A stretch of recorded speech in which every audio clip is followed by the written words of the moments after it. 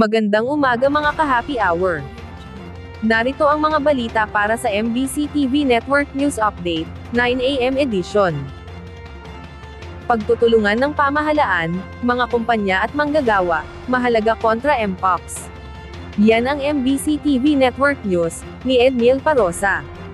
Ngayong tumaas na naman ang mga kaso ng Mpox sa bansa, iginiit ang trabaho party list na mahalaga ang pagtutulungan ng pamahalaan, mga kumpanya at mga manggagawa upang makontra ang pagkalat ng sakit.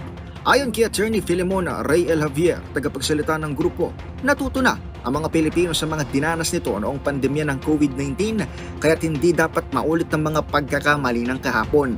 Kamakailan lamang, inanunsyo ng Department of Health na tumaas na sa 5 ang mga aktibong kaso ng Mpox kaya't nanawagan ng trabaho party list sa agarang pagbaba ng mga protocol upang maprotektahan ang kalusugan ng mga Pilipinong naghahanap buhay.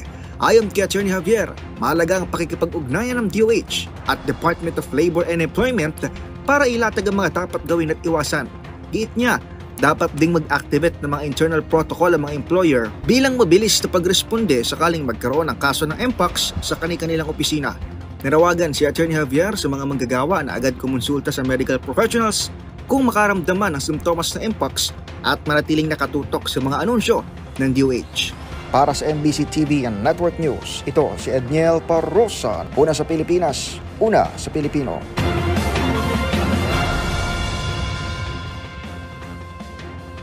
Samantala, Joseph Francisco Ortega, hinirang ni PBBM bilang bagong National Youth Commission Chairperson.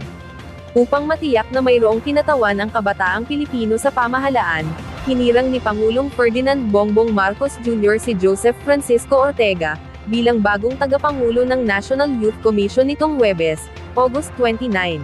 Bago maging NYC Chairperson, nagsilbi si Ortega bilang Regional Director ng Department of Tourism Region 1 simula noong 2019, kung saan pinangunahan nito ang pagpapalakas ng turismo sa rehiyon. Tiwala si PBBM na sa pamumuno ni Ortega, ay magpapatuloy ang NYC sa paghubog sa kabataan bilang mga makabagong lider na mangunguna sa pagsasagawa ng makabuluhang kontribusyon sa bansa.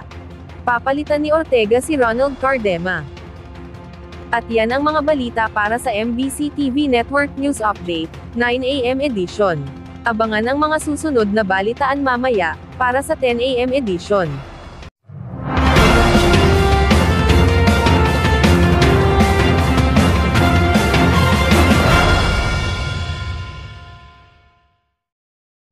Mga ka-happy hour, kung gusto mong manood ang mga balita sa MBC TV Network News Update, mag-subscribe sa aming YouTube channel, i-like ang aming Facebook page, at i-follow sa aming TikTok account.